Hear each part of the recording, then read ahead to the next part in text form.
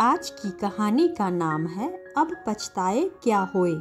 तो चलिए शुरू करते हैं। एक बहुत बड़ा जंगल था। उस जंगल में शीतल जल का झरना था।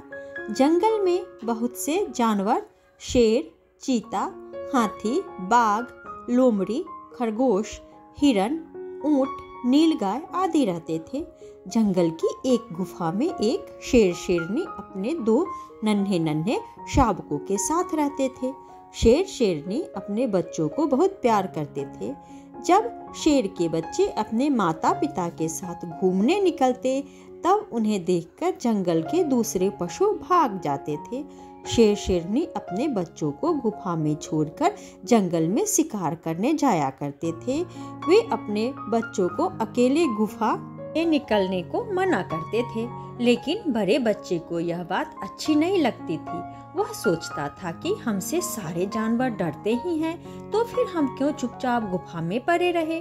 वह अक्सर छोटे भाई से कहता रहता कि माँ पिताजी के जंगल चले जाने के बाद हम भी गुफा से बाहर निकलकर खेलें, पर छोटा भाई नहीं मानता था। वह बहुत आज्ञाकारी बच्चा था। एक दिन जब शेर शेरनी भोजन की तलाश में जंगल में चले गए, तब बड़े बच्चे ने छोटे बच्चे से कहा, छोटे चलो झरने से पानी पी आए, मुझे प्यास लगी है। थोड़ा जंगल में घूम भी लेंगे, माँ पिताजी को पता भी नहीं चलेगा। हिरन को थोड़ा डरा भी आएंगे, उसे डराने में मुझे बड़ा मजा आता है। छोटा बच्चा बोला, नहीं भैया, पिताजी ने कहा है अकेली गुफा से मत निकलना।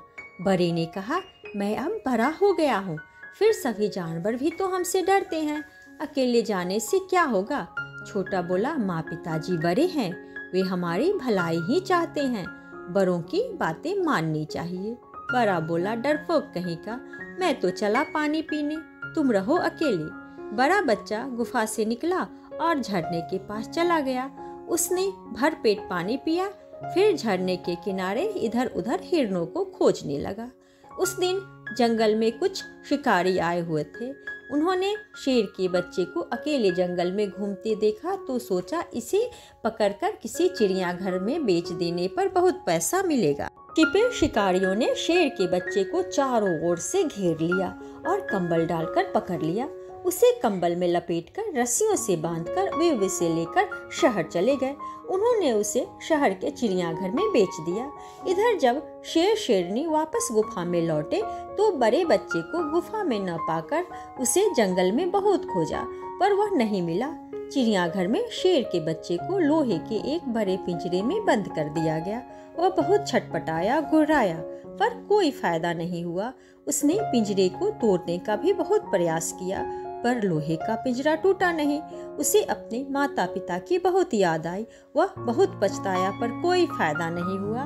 जब भी वह छोटे बच्चों को अपने माता पिता के साथ देखता तो अपनी पूंछ हिलाता। शायद वह अपनी भाषा में बच्चों को यह समझाने का प्रयास करता कि हमें अपने माता पिता की बात माननी चाहिए। माता पिता की बात न मानने का परिणाम बहुत बुरा होता है। तो इस कहानी से हमें क्या शिक्षा मिलती है? हमें शिक्षा मिलती है कि हमें अपने माता पिता का सदा कहना मानना चाहिए।